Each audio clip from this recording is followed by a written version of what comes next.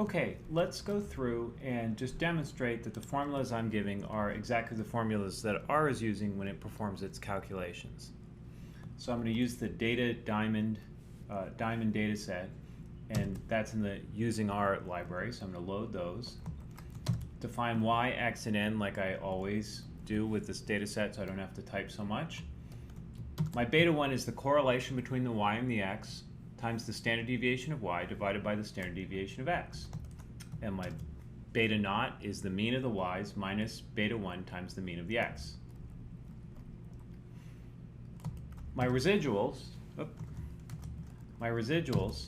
are my response y minus the predicted values, beta naught plus beta 1x. So here I've just carried the subtraction through. There's my residuals. My estimate of the standard deviation around the regression line, the variability around the regression line, is the average of the residuals, except remember we're dividing by n minus 2 instead of n, and to get it to be a standard deviation rather than a variance, I'm going to square root it. There's my sigma. That's my estimate of sigma from the previous several pages. My sums of my squares of x's is just the numerator of the variance calculation, but let's just do it directly. It's x minus its mean squared and adding those up. So let me get that. And then my standard error for my beta naught for my intercept, if I just simply plug into the formula, there I've written it out.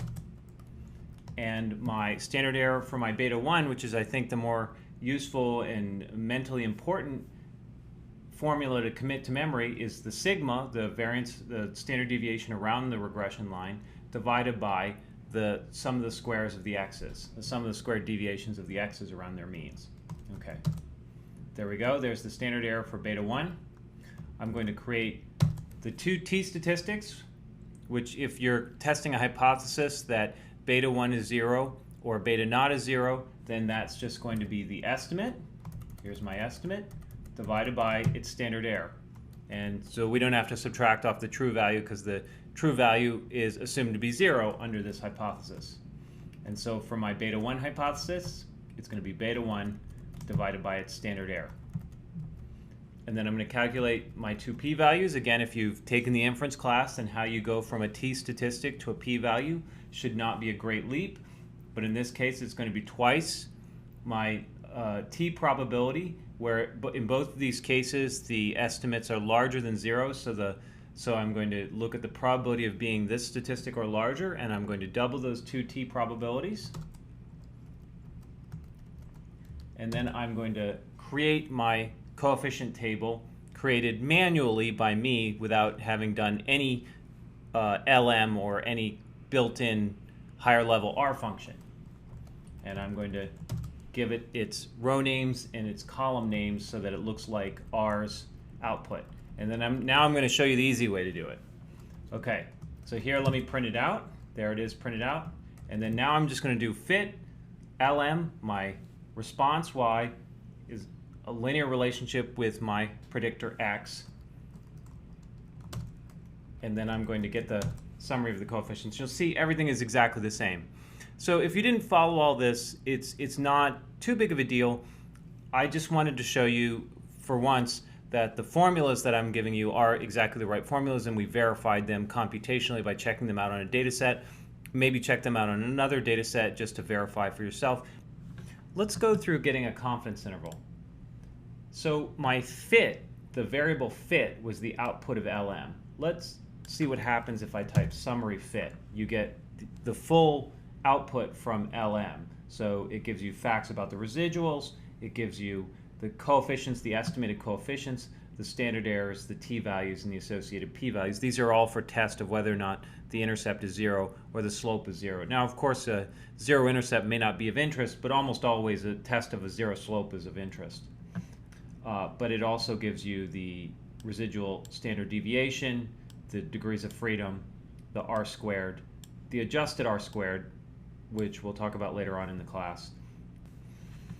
Let's go ahead and generate our confidence intervals for our intercept and for our slope. So now I've assigned that summary the summary from the LM statement to an object in R, but I just wanted the table part, so I'm grabbing just the coefficient. So it's right here, see, I'm just grabbing the coefficient table. So let me just print out that variable just to show you what it looks like. It's just the table part, just the estimates, the standard errors, the t-values, and the p-values.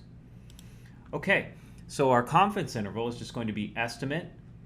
So here's for the intercept, estimate plus or minus the 97.5th t quantile with the degrees of freedom. Just to make sure I get the degrees of freedom right, so I don't even have to think at all, I'm grabbing fit $ degrees of freedom, and then times the standard error. There I'm grabbing the standard error. And then I'm doing it for the slope, which is in the second row of the first column. So the slope estimate plus or minus the relevant t quantile times its standard error, which is in the 2-2 cell of this table here.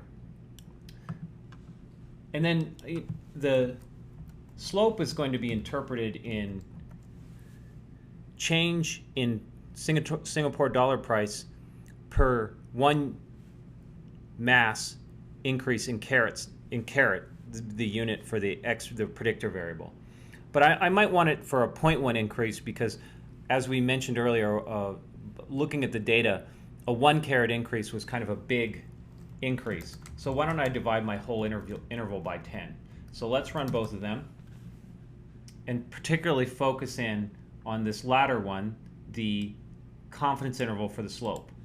So it's saying with 95% confidence, we estimate that a 0.1 carat increase in diamond size is going to result in a 356 to 389 increase in price in Singapore dollars.